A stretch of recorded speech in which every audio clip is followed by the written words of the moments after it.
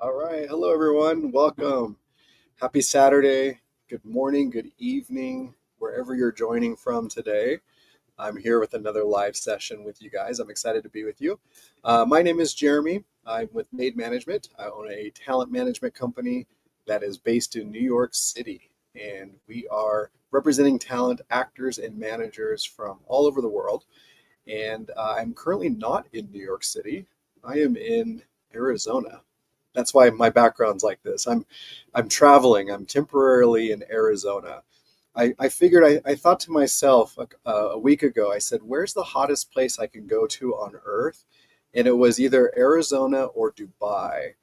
And I thought Dubai was a little too far. So I decided I wanted to go get some heat in Arizona. But as you guys are joining today, feel free to put in the chat. Let me know where you're joining from. Any questions that you have throughout, we'll try to answer all of your questions here today. I do have a special guest with me today. I'm excited about this session. I hope you guys are ready to learn a lot. That's what we're here to do. We're gonna solve all the world's problems today, and we have approximately 57 and a half minutes to do that. So I have a guest that's going to join me, and he is going to be helping us solve those world problems. And I see somebody's joining me from Germany. Nice, welcome. So good evening to you. Late Saturday evening from Germany, Orlando, Florida. Nice. Joe, you say you're in Orlando, but I know you. You're not always in Orlando, I don't believe, right? You're currently in Orlando now? Well, it's good to see you, or good to hear from you. I'm going to see you in a couple of weeks in Orlando. I'm excited about that. But before I get too distracted, let me let me bring on my guest. Uh, you guys don't want to just hear me talk the whole time, but let me bring on my guest here. Oh, Perth, Australia in the house. I love it. Good morning. Good Sunday morning to you. 3 in the morning from Germany. Exactly. Yeah, you're joining us late. Thanks, Andrea, for joining us so late. I love it. All right. Well, no further ado. Let's let my guest here. There he is. Mr. Ted, welcome, welcome. Thank you for joining us today. Where are you located at? I'm in Los Angeles, um, LA. Nice. I joined you right after my Manhattan Beach outfit. Oh, there you go. There you are. Okay, you're breaking up a little bit. So you're sitting in LA, joining us today. And excuse my So laptop. we're on this. Laptop's running a little slow today for some reason. Is it giving So you connection anyway, issues? yeah, I'm from Avalon Artist Group here in LA. Nice. And Ted, how long have you been working with Avalon?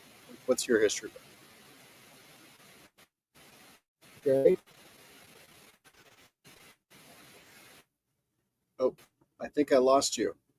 We lost Ted. What if you? I wonder if you'd be better on your phone. Would it be better to join us? Do you want to try that? Because for some reason, we're having a little bit of a connection issue. You're breaking up, but maybe it's the laptop.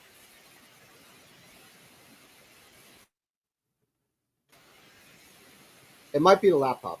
Um, Okay, let's try. Do you have I a think phone it's that the you can connect laptop. to? Maybe I should jump on my phone. Okay, give that a shot. Yeah, That. come back and join us here in a minute. We'll say hi to everybody that's out there I watching while we're waiting on you to come back and join us. So I got Canada in the house. Nice. I don't know where that's at. Saskatchewan. I've never been to I'm gonna try from Saskatchewan. my. Okay, here we go. I see you there. Perfect. Okay, adding Ted back in. He's joined us on his phone. Birmingham, Alabama. Nice. I haven't been there in a long time. I love Alabama. All right, there we are. That's better. Oh, that's a lot better. Yeah. We're solving all the world's problems one laptop at a time today. Right. I got a new laptop. That's not the one I'm using. It doesn't have. At first, I thought this was a Zoom, so I was like, I don't have Zoom. So I jumped on my old laptop, and the reason why I got a new laptop because the old laptop sucks. So let's go for It's my the reason phone. why we don't use it anymore. Exactly. Well, the phone works great, so we're good to go there. I love that. So you mentioned. I know that we caught some of that before we had you jump back on, but so you're sitting in LA. obviously, well, wearing the LA proud LA team hat there. I love it. Uh, Yeah. and you're with Avalon. But tell us, how long have you been working with Avalon, and how did you start working with them? Like, what's your backstory? So ironically, my 6 year anniversary at Avalon was just this week on Wednesday, and Happy yeah. So I run the youth department, so I represent all the kids, the teenagers, the young adults that still could play high school and college age. There's some 28, 29 year olds that could still pass for high school, and then there's 20, 21, 22 year olds that look 32. Um, but yeah, I run the youth division. I also run the commercial division here in LA. We also have an office in New York, and it's two separate offices, two different rosters, but we do share several clients that are bi-coastal for film, TV, and theater mainly. Um, so a lot of the kids I represent for film and TV, the New York office represents for theater and Broadway. Um, and yeah, I came over here 6 years ago from another agency called Maverick Artist, um, which I was there for, I don't know, 8 or 9 years. And before that, I was at another agency called Brass Artists. And before that, I was a manager for 7 years. I had my own management company called Maier Management. And before that, I was at an agency called Icon Talent. And before that, I was at, which is now the Brogan Agency, but it used to be called Allure Models and Talent. And then before that, I got my start at LA Models and LA Talent as an assistant back in the 1990s. And, became a junior agent, then became an agent at Allure, which is now Brogan Agency, an agent at Icon. And then I became a manager for 7 years from 2003 to 2010. And then back to being an agent at Maverick and now at Avalon for 6 years. So you've been working in the business since you were 12, is what you're telling us. Yeah, well, yeah, I graduated college, moved to LA, and been doing this ever since. Actually, Now, the first 4 years in LA, I worked in production. I was a production coordinator. I had to be on the phone with agents and managers all the time. So uh, I told myself, if I'm on the other side of the phone, I'm going to give these guys a break because I know what they're going through, and also know that they sometimes have money here and there that they could squeeze out for the actors. So right. um, so it's good to be on both sides. So you started off in production. Was it when you said straight up from college, but was that always your dream to work in the industry, or what was your goal to begin with? Yeah, I knew as a kid I loved movies. I loved I loved TV shows. I grew up in the era of the Star Wars trilogy and Back to the Future trilogies, and I knew I wanted to be in the business somehow. When I went to college, um, I got a degree in media arts, film, TV background. Um, but you don't get a degree in being a talent agent or a manager or even a casting director.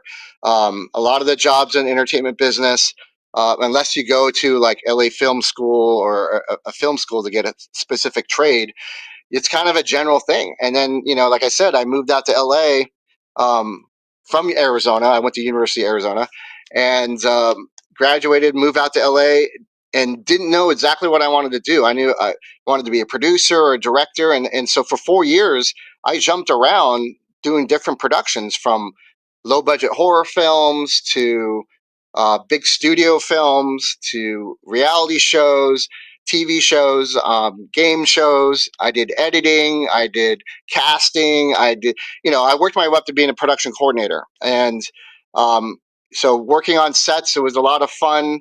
Every project, every job was something different and it was exciting. Except, some of these productions I worked on, I was working 16 to 20-hour days.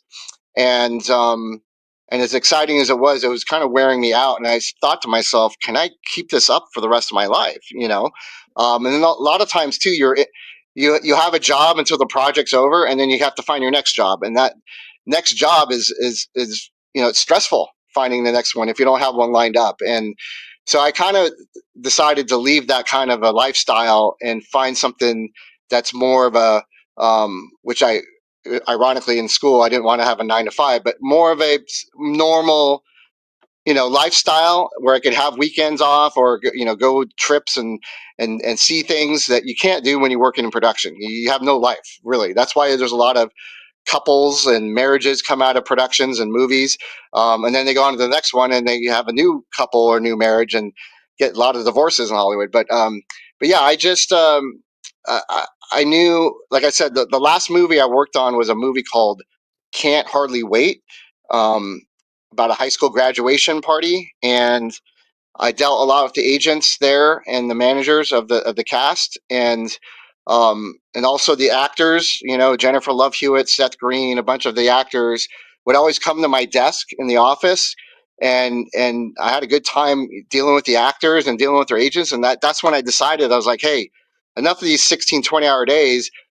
I want to stay in this business, but work more with the actors. And that's when I decided to become an agent, and I got a job at LA Talent and LA Models in 1998 as an assistant. Nice. So obviously, it's that background, the 4 years in production, you said has helped you with what you're doing today. Knowing some of the knowledge of working behind the scenes, you can now use that for your clients as an agent.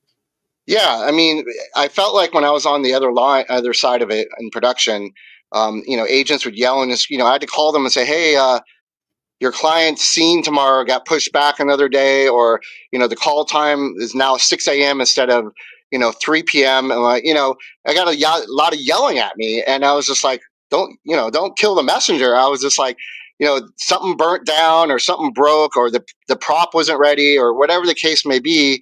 We had to change some things around. And I felt like the agents, like, they just thought their client was the only person in the world. And so knowing that, coming back now to this side of it, yeah, I'm going to fight for my clients. I'm going to demand things, but I also have the knowledge of what's going on the other side. So I could, translate that to my talent too. It's like, hey, don't get mad. This is a situation. These things happen. I'll see if you could get an extra bump or in pay or something like that, because of the situation or whatever. But again, I'm not yelling and screaming at people because I kind of know what's going on both sides of it. Nice. Yeah. so, so working in production prevented you from being a yeller or a screamer.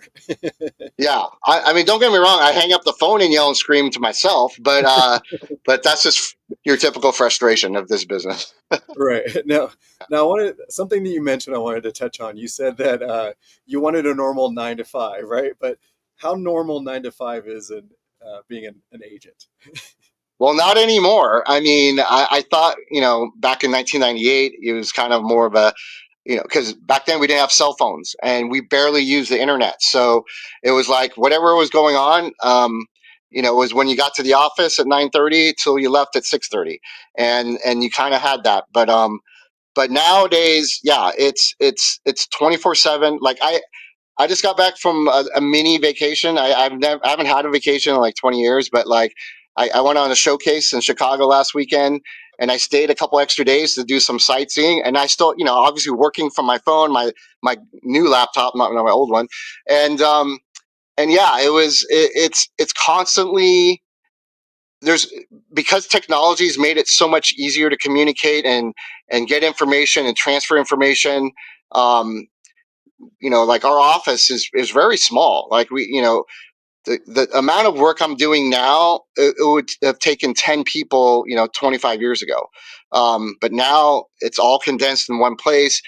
Um, you know, I, I actually found some video of myself in 1998 as an assistant because they were trying to shoot some pilot about being behind the scenes at an agency, and I saw myself just like I'm on the phone with like 2 lines. I'm talking to people. I'm transferring phones. Blah blah blah, and you're always on the phone with talent or casting directors constantly all day. By the end of the day, I almost lose my voice because you're talking so much. Nowadays, I don't even. I mean, there are days I barely talk at all. Like it's all communicating on an email, text message, sending messages, cell phones. And back in the day it was all verbal, and now it's all in writing pretty much. So you kind of lost that human touch, so to speak. But thankfully we have social media, so people could see that you're a real person and you have a life. Exactly. Well, let's talk about that a little bit. Obviously, the industry's changed quite a bit since you started, and you've seen it go through changes. And I'm picturing you already on the phone with all the wires hanging off. Some people on here probably haven't even ever experienced a phone with a wire. They're so young they that doesn't exist anymore, obviously. But I have people that join us for these sessions, and they're either aspiring talent, want to get into the business, or want to break in and get representation by an agent like yourself, or maybe they've had years of experience. But the communication part nowadays, like you said, you go through a whole day sometimes without talking. You're constantly emailing and texting. How important is it for your clients to be on top of their communication with you? Yeah, it's very important. I mean, just like I said, 25, 30 years ago, you would have to, you'd pick up the phone, and if you don't answer, I'd leave a voicemail, or we, pagers. We had their pagers. We used to beep you, get off the freeway, get it to a payphone, and call us. Um, when your agent is reaching out to you, there's a reason, and it's usually, I mean, it doesn't necessarily have to be urgent, but it's time sensitive. You know what I mean? Like, um, there's a reason I'm reaching out, or I'm emailing or texting you. And I get it. You might be in a yoga class, or you might be surfing for an hour or something. Like, that's fine. But like, if it starts going on 2 to 3 hours and not responding, it's really frustrating, and it's because there's an opportunity I see for you as an actor, and I just need to know, like, if you're fit the part perfectly, but can you rollerblade, or can you rollerblade backwards, or can you skateboard, or are you okay with, how good is your Spanish, or whatever the case may be. And I need to know, because the casting director is waiting. And if I don't have that answer, within an hour, by the time I get back to them, they're like, too late. We found someone else. And it's constantly like that every day, because it's so competitive. So it's really important, as an actor, to be checked. I mean, it's your job, really. I know it's really hard to not hear from your agent for hours to days to weeks at a time sometimes. But then when you see that email or that text message or that notification, jump on it right away, because there's a reason why we're reaching out to you, and it's for your benefit. You know what I mean? It's to try to get you in an audition, or find out some information to get you an audition, or possibly, hey, are you available tomorrow for a shoot? The other actor dropped out. They want to see if you're available. And I don't can't get a hold of you for a couple hours. Guess what? They're going to find someone else, and it's happened. It's frustrating, but that's why it's really important to be checking your emails. You don't have to be on it all day. I get it, but like, every time you have a chance, check, just to see if you hear anything. Check your text messages. I know a lot of actors have their own day jobs or part-time jobs, and they have to attend to that. That's fine. But like, if once you get an agent and you take this, acting profession seriously, you need to be, that's part of your job, is every night before you go to bed, let me just check my emails in case anything came in tonight. Let me check my text messages. First thing you get up in the morning, same thing.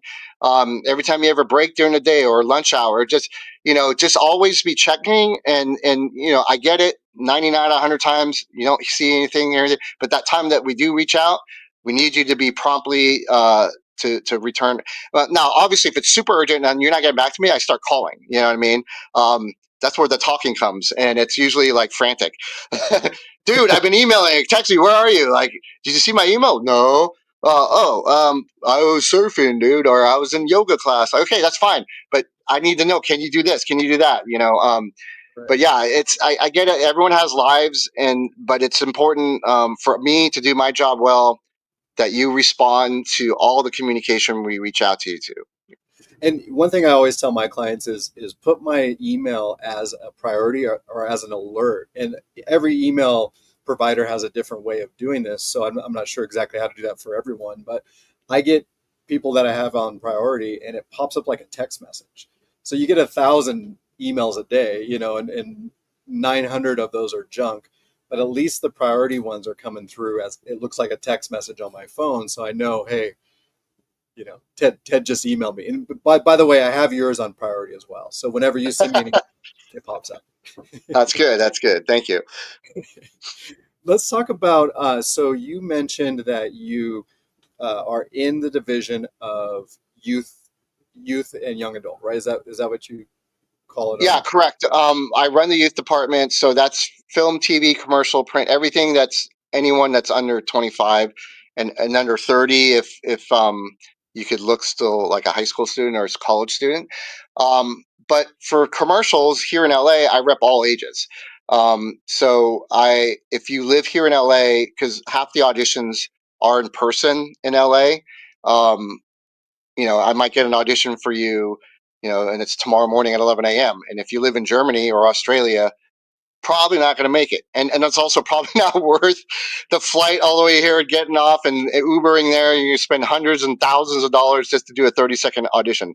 Um, and it doesn't guarantee you booking it. And now if you book something off your self tape or through a Zoom audition or something like this, then it could be worth flying in for if it's a SAG national commercial. But yeah, I rep youth and adults for commercials only in LA because we have other agents for other departments. Got it. And so you mentioned that if somebody was 16 but looked 25, that's not considered somebody that you could represent because they're not youthful looking.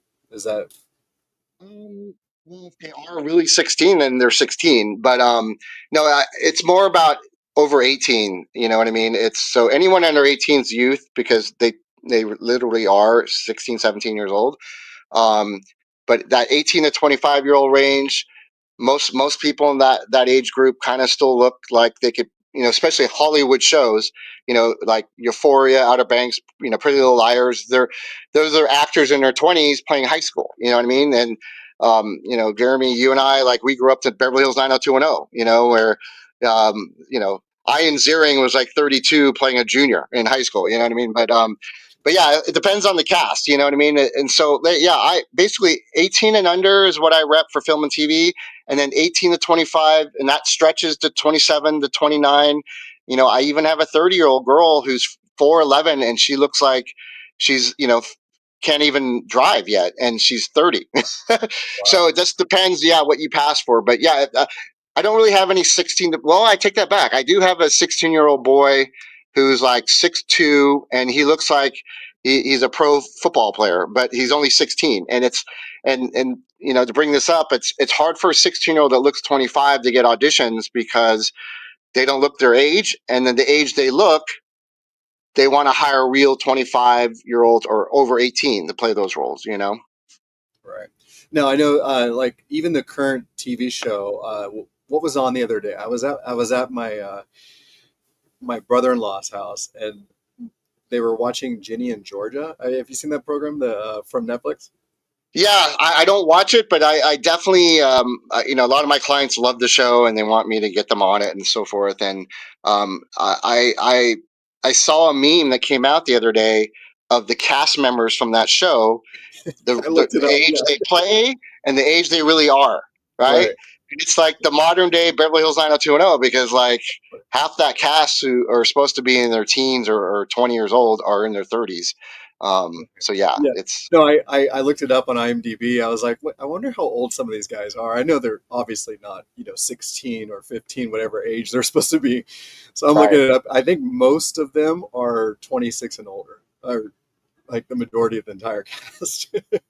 Yeah, it is crazy, you know what I mean? And I have to tell my 15, 16 year olds that, you know, even though you see a show where the characters are 15, 16, they want real 18 and over to play that age because they're adults. They could do, if you've seen Euphoria, adult situations, and they're old enough to do that. Plus, anyone that's under 18 has to have a teacher on set, a parent and guardian. They have to do at least 3 hours of schooling every day. It's a lot. Again, coming from the production side, hiring a minor is a lot more work for the production, and it's also, you start going to overtime and things like that because the kids in the class and school on the set, everyone's pissed off. You know what I mean? Because everyone's got to get overtime. Or I shouldn't say they're pissed off. The ones with the bunny are pissed off. Yeah. So it's it's tough when you're under 18 for all those adult shows that play high school. But the 15, 16 year olds, you live in the Disney Nickelodeon world. That's where they cast real 15, 16, 17-year olds, 14-year olds, because they are used to it. The main cast are always kids and teens. So they're used to having teachers on set and schooling for 3 hours. They'd schedule their shooting schedule around, having kids on set. Whereas Grey's Anatomy is used to having adults. So when a 15-year-old's on set at Grey's Anatomy and the director's, okay, let's cut to their scene. All right, let's do their scene after lunch, blah, blah, blah. And then they come back and like, well, where's the kid? Oh, he's in school for 3 hours. We got to wait, blah, blah, blah, blah. And, everyone's upset. You know what I mean? So Disney Nickelodeon, that's why they hire real teens, because they're used to it. And then shows like Euphoria and Outer Banks have 22-year-olds playing 16. Right.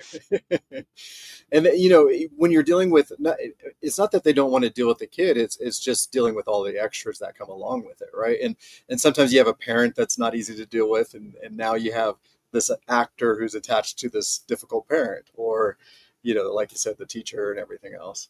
Yeah, you hit it right on the nose. Exactly right. Well, now you said that you mentioned that you guys have an office in New York, and that office represents talent on Broadway, right? Is that along with Yeah, other talent, of course? yeah, But yeah. So, yeah, go ahead. some of your clients that you work with in LA are also represented by the office in New York for Broadway type opportunities. Yes, correct. Nice. Does that make it difficult? Like if one of your talent books a Broadway show, which obviously is going to be a reoccurring show that happens, for an X amount of period of time, does that make it difficult for somebody like you that you cannot Yeah. book them for something else anymore? Oh my God, it's so funny you're asking me this, because I some of my best talent kids are the ones that could book Broadway, right? They're like 10 years old in a body of a 10-year-old, but the maturity of a 30-year-old, like the things they know and can say and act and do. I feel like they have to be reincarnated, because it's like, how does this little 10-year-old know so much, and could act that way when most adults can't even act that way. So, but yeah, it's a double-edged sword. And, it's like some of my best kids, I'm happy to have on my roster, and I'm submitting them for new TV shows and pilots and big movies. And then, so last week, one of my girls, booked a Broadway show, Beauty and the Beast, and she had an audition for a pilot, and they're just like, oh, we're not, you can't do that. Like, we're on Broadway, and it's like, oh, like, I bust my ass to get that opportunity. And like, did you forget she starts rehearsals this week? Well, I'm like, oh yeah, okay. So yeah, so some of my best kids, it's a double-edged sword. They're very talented. They could book TV shows and movies and series as series regulars, but they're also so good that they book a lot of Broadway and Broadway tours and things like that too. Right. And now, is it difficult for an actor to transition between TV, film, and Broadway, or vice versa? Have you seen that, or worked with any actors that have done that? Yeah, I would say that, like, talent that comes from Broadway or from New York, or should I just say theater talent, um, they may have a little bit hard time. If they're trained that way, they're trained to speak on a stage to the person in the last row, right? So they're always kind of up, they're always a little bit loud, they're always a little animated. Whereas, then they get on audition for a soap opera where it's more tense and drama with their eyes, and less animated, and much more quiet, more expressing with their facial expressions than their voice.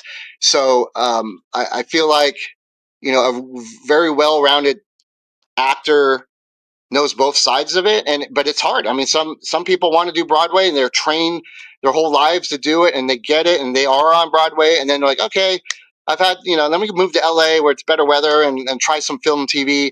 And they realize, um, you know they have to bring it down a lot, for the auditions or for the job. And it's a learning process, you know what I mean? It's hard for them because they're so talented and great actors, that they kind of have to reinvent themselves a little bit for the film and TV, world. As far as going the other way, um, yeah, sometimes, actors are so trained and they're so good at being subtle and dramatic with their facial expressions and whatever, and their eye movements, that doesn't really translate to the stage, where the person in the back row is like, huh, can't see what's going on, you have to turn it up a little bit, be more animated. So there's definitely a difference between the two. And when one's going to the other space, they have to remember, like, it's same with comedy actors. There's one, single cam comedy shows that everyone loves, that's funny, and then there's sitcoms, right, where there's multiple cameras, and the stage actors tend to do a lot better on the sitcoms because they're used to performing on stage. And then some of the film and TV actors have a hard time with sitcoms because they're being in the moment, and then people are laughing in front of them, and they're like, then they get flustered, you know what I mean? So, like, it's the theater actors that do better with the sitcoms. Right. How important is it for your clients to continue training? Do you recommend that they do this if like if, especially if they're adjusting from one space to another from a different, if they were involved with one project and now it's a completely different mood or attitude type of a project? Yeah, of course. I mean, even if you're, coming off a TV show or a movie, it's this business is always a learning process. It's always, being a human being is a learning process. Everything is evolving around us, with technology, and you kind of have to evolve with it. And after the pandemic, like, you know, everyone had to do self tapes, right? So commercial actors were used to going into the casting room, and the best commercial actors usually walked in there, yo, hey, they're really good at, chilling with the cameraman, the casting directors, hey, good to see you, Bobby. Hey, how's the dog? Hey, blah, blah, blah. Having that whole rapport. Oh, I love this guy. He's so great. And then they hit their one or two lines, whatever, boom, boom, boom. All right, yeah, let's book him. We love that guy. Yeah. It changed because everything is on tape. They don't see the people in person. They're not able to chit chat. And now they became like, what am I doing? I'm just by myself taping. Like, they lost their charisma and personality, and they had to learn how to still have that and put it on tape and put it in their slates or whatever. But it was technology that changed the way they had to audition, and so you have to learn it, almost relearn it. You know what I mean? I told a lot of older actors after the pandemic, you need to take another commercial class. Why? I book commercials. I go, but it's different now. It's a whole different ballgame. You got to learn how to do the little knick-knacky things that they're looking for. So, but yeah, just in general, like any actor that wants to continue succeeding, and I get it. If you book a series and you're on a TV, you're on NBC for 5 years. Okay, I don't need acting classes. Well, if you're not working again in the next year or so, I look at acting as sort of like a sport. You know what I mean? And it's, yeah, you're a great basketball player. You can hit free throws. You can hit 3 pointers. Stop playing basketball for a year and then go back out there and see if you can play a game at full speed. You're probably going to be a little rusty. And I feel like that's the same with acting. Is if you're a comedy actor, you should continue taking classes and working on your drama. If you're already on a drama show, you just did a little drama part in the movie, work on your comedy. There's always stuff to work on, you know what I mean? And your improv skills and different characters. And, until you're 95, 99 years old, yeah, I doubt everyone's mastered every character and everything you could possibly, get out of yourself as an actor. So I feel like constantly, and I get it. Some actors, I'm friends with actors, they're like, oh, I'm burnt out this class. I'm like, okay, well, then change it up. Go to a different class or go into something else and keep yourself on your toes. But I think it's important, both as an athlete and as an actor, as a a creative talent, to always keep yourself on your toes. And I think training is the best way to do that. Right. I love how you compare it to sports because, pro athlete gets paid very well, and a professional actor can get paid very well as well. And their Yeah. paychecks could be very similar, but a pro athlete always has a coach, and we all know that. We all understand that a professional football player or basketball player or soccer player, they're constantly working with a coach.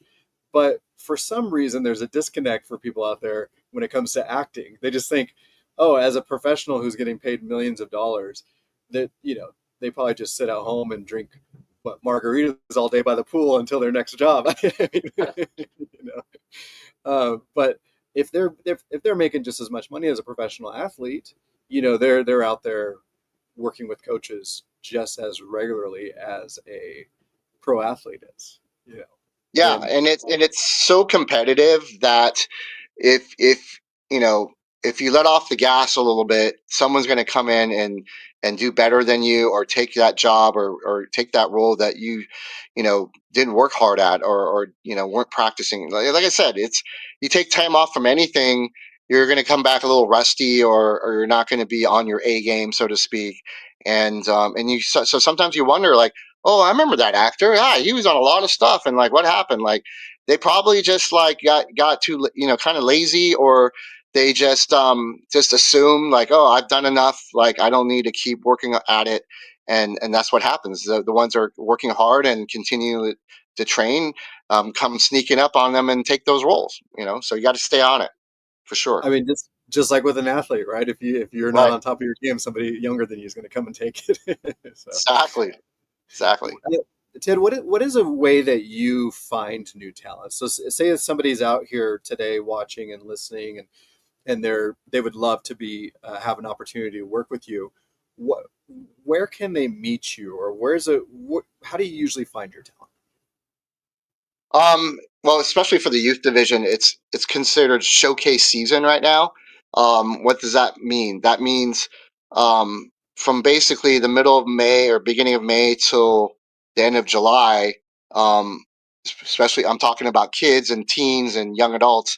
Um, they just graduated college, they just graduated high school, or they're still in school, and they're on summer break. So there's these showcases where like I said, I was in Chicago last week for a showcase. Found this amazing little girl who could sing and is adorable. I think she could be the next star. There's other great talent there. For commercials, I found a Santa Claus. Like, he sat down, I was like, oh my gosh, there's Santa Claus in like a shirt and slacks. I'm like, okay, you're really Santa Claus, right? You're just here, trying to get an acting career. But yeah, no, I go to showcases all year round, really, when there are some. So if you're a talent and you have an opportunity to be in a showcase where you may have to travel to that city for the showcase, or a showcase is coming to town, or in your neck of the woods, where there's legit agents like myself, and managers, and sometimes casting directors. That's how you get discovered. You don't sit at home and wait for us to come to you.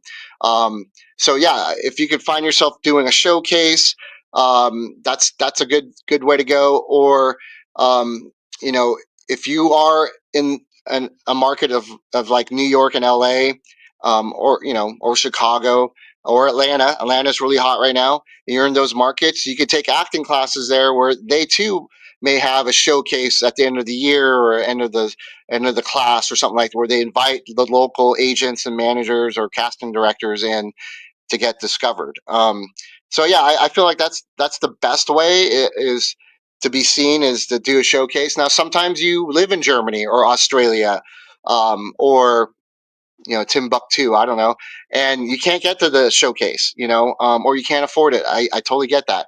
There are showcases that are online, like a Zoom showcase. Those are it's tougher about those, because we don't physically actually meet you and have a chance to chit chat or anything like that. And also, too, how much are they paying attention when you come on to do your scene in the Zoom or whatever? It's hard to tell compared to in person. But yeah, it's the least you could do, though, is give it a shot. Another way too is just the old fashioned submitting. And you know back in the day when I first started this, we used to get the mail every day, would have 50 to 100 headshots and resumes looking for agents. And, every day, getting all those headshots, you would think like, we just ignore it. Well, it's like junk mail. A lot of times you do ignore it, but you still look through it. You're like, okay, what's this junk? What's this junk? Oh, what's this? Is this junk? I don't know. So every once in a while, we would get something in the mail. We're like, oh, look at this person. Like, we don't have someone like the Santa Claus, right? Like, I wasn't looking for Santa Claus in Chicago last weekend, but I found one, and I'm going to start working with them. But yeah, I've been down to Florida. I've been to up in New York. I've been to Baltimore. I was just in Chicago and Dallas a couple weeks in a row last month. Houston, Atlanta. I've been to Charlotte, Indianapolis. I just go to these showcases to find talent, but most of the time it's showcases locally in LA, um, where you get more agents um, and managers that are here in LA or New York, whichever one. I know this past week was IMTA New York, and in January there's IMTA in January. But there's a lot of showcases like that you do your research, see what agents and managers are going to be there, what casting people may be there, and that's how you're going to get discovered. Now, another way is, like I said, submitting. Yeah, we get a ton of emails, and I have 1,200 junk emails right now, or whatever. But yeah, if you can't get seen unless you try, right? And if maybe you shoot me an email and I take a quick look and it's not something I'm looking for, I'm not going to respond. But it could be something I'm looking for, or it might get my attention, and I'm like, oh hey, okay, let me reach out to this person.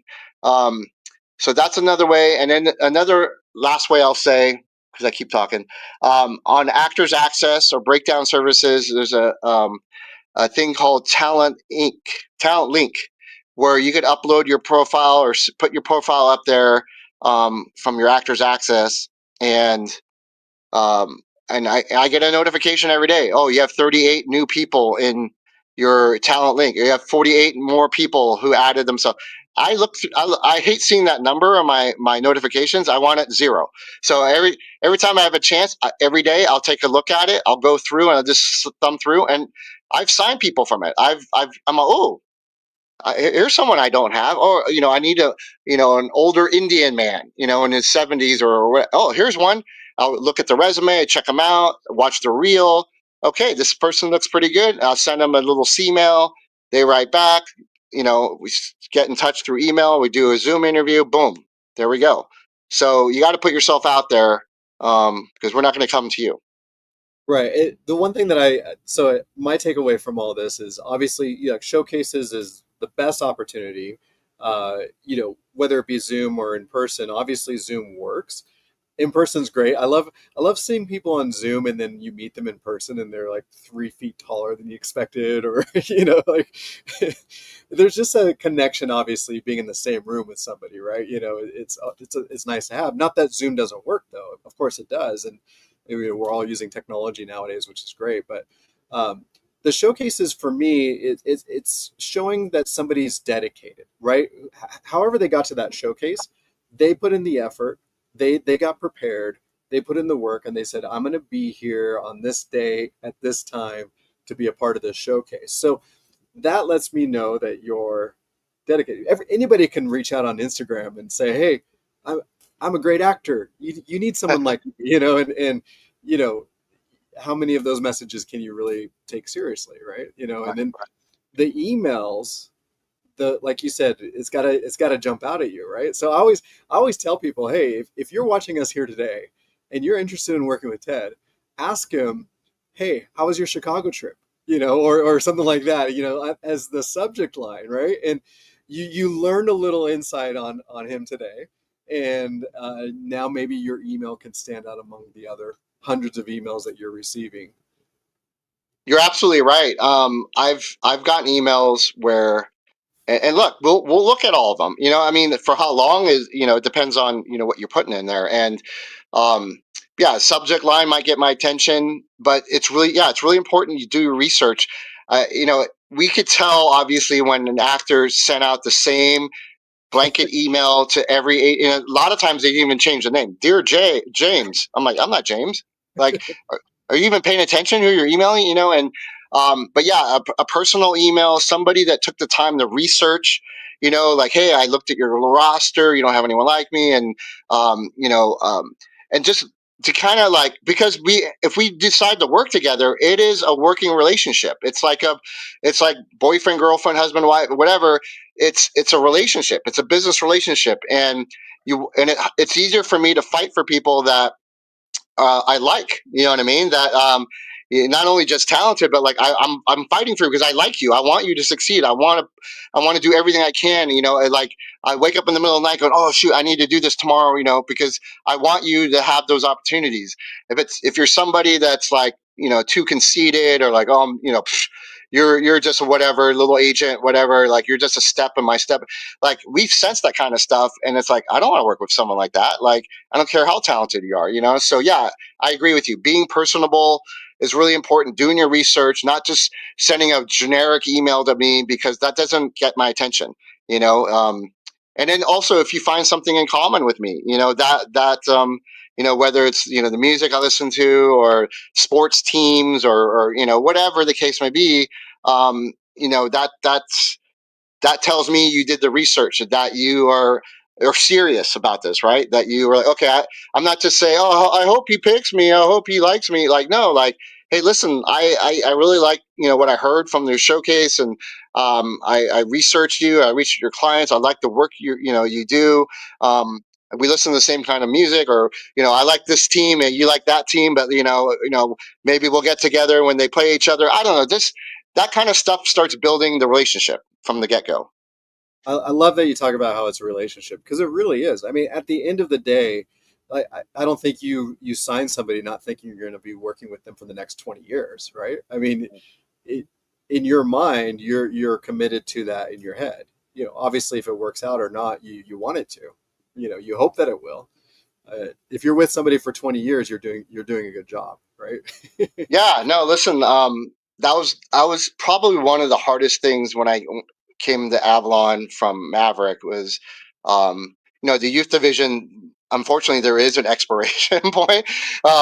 You know what I mean? That like if you're starting to go out for a dad, you're not going to be going out for the high school kid anymore, unless it's a high school dad. But no, yeah, it's everyone I sign, I expect to work and have them be with. And then listen, we've had clients that have grown out of the youth division and stayed in our adult division because we had such a great working relationship, and they know they're with Avalon, and it's like, oh, they'll still reach out to me for the younger roles, but then they'll reach out to the other agent for the older roles, and that's a gradual um, transgression into adulthood. But yeah, like everyone we sign, like especially in the adult division, they've had people at Avalon for 20 years. And I've had a client, 1998, I when I was just an assistant, we had this reporter at LA Talent, here in LA. She was on Fox 11 News at the time. And when I left there and I went somewhere else, she followed me to Allure. And then I left Allure and went to Icon. She followed me to Icon. I went from Icon to being a manager. And then I became a manager. Then I went back to being an agent at Maverick. She was with me at Maverick. Then when I came over to Avalon, I was like, oh, shoot. What did Um, you? I only rep kids now. And she's like, oh, bummer. But let me introduce you to the adult agent. And they took her on for the commercials. And then that agent after the pandemic left. So I took over her roster. And guess what? I'm her agent again. So since 1998, that's, 27 years. She's only been working with me for the last 27 years, and then someone else at the agency as Right. well. That's Yeah. awesome. That's amazing. I mean, and I'm sure you appreciate that. With every single time you moved, I'm sure you weren't expecting it, but I'm sure you appreciated it, right? Oh yeah, definitely. I mean, it's definitely a compliment that you know, because a lot of people will go to a big agency because of the name of the agency, or they have such a great reputation. Um, but actors will soon find out, like, a lot of the people you deal with are your agent in particular. It's not the relationship with the agency necessarily, but more of the agent. So a lot of times the agent leaves, a lot of clients go with them, and it's understood on the agency side. You know what I mean? That's where the relationship was. If they end up staying at the agency and the agent leaves, it's like starting all over again with building that relationship, and it's usually not the same, because you're in a category that agent, you're their number one client in that category, and then another agent comes in and they're like, "Oh yeah, yeah, yeah, yeah, I'll put you on my you're number 5 on my list." You know what I mean? So it changes. You know what I mean? So yeah, having that relationship is really important. Jason out there is saying that he's a Cowboys fan. Is there any way that you could work with a Cowboys fan? I don't. Is Yeah, I feel sorry for you, man. that? seventies, Well, 80s, and 90s. Like he had a good 70, 80, 90 run, but since 2000, it's been a little bit rough. Jason, I don't think you considered youth and young adult either. You're a little older than that, but that's okay. We can. Well, uh, he's a Cowboys fan because he was a Cowboys fan when they were really good. yeah, right, exactly. Now, question I know that's been kind of burning in the back of my head. You were in Chicago, so do you prefer deep dish or regular pizza? What- I love all pizza, so I know that's a very political answer, but no, I love it all. Like, there's do I which one do I like better? Like, it's kind of like with hamburgers, whatever you're in the mood for. I mean, I'll have a Whataburger, I'll have an In-N-Out burger, I'll have McDonald's, I don't know, whatever, Shake Shack. Like, it depends what I'm in the mood for. So when it comes to pizza, like, I'll have a skinny crust, I'll have a thick crust, I'll have a deep dish. Yeah, so yeah, it was good being in Chicago having a deep dish. But also, looking forward to having a regular piece of pizza the next time I have pizza here. Deep dish is great, but you have to be patient for it, right? Because it takes an extra length of time to make, and as long as you know that ahead of time, you're okay with it. But Yeah, yeah, and it's also you're not going to eat a whole pizza. Well, you can, but like it's not like a Domino's pizza where you eat a whole medium pizza by yourself because it's such a thin crust. The deep dish fills you up after two or three slices, pretty much. for I lost my internet connection for just a second. So, well, we're wrapping up here. I know I don't want to take up all your weekend. I'm sure you have a lot of great things planned this weekend, but real quickly, what's the best way for somebody to reach out to you? Do you guys have like a general inbox, email wise, or do you have a website that they submit to? Yeah, so we have the website. It's avalonartistgroup.com, and it has all the information on where to submit and what have you. There's an email. I don't know how many people are on here right now, but you know, again, like, I run two divisions, so like I get probably 400 or 500 emails a day. Um, and a lot of them I have to really pay attention to. And a lot of others I don't pay, and I do, like, people submit all the time, and like I'll put it off to the side, put it offside, and then like I may have an hour to kill, or before I go to a movie premiere or something, like I'll let me go through all the submissions and I'll do that. So if people are wanting to do that and understand, like, I may not respond that day or that week even, that it might take me a while. It's ted@avalonartists.com. Okay, Pretty perfect. So simple. Ted at avalonartist.com. And we have like 200,000 people on here right now, I think. So you'll get a flood tomorrow. No, I'm just kidding. No, we're good. Well, Ted, I do appreciate your time. Any big plans this weekend? Anything exciting happening? Well, I've been out of town the last 4 weekends. I was in Dallas, Baltimore, Chicago. This is my first time in LA for over a month, and I'm pretty much just gonna, like, catch up on a lot of errands and things like that.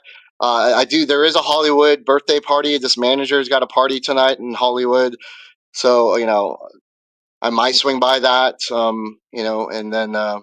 But yeah, it's just really just getting caught up because I haven't been home on a weekend in over a month. So that's my plans.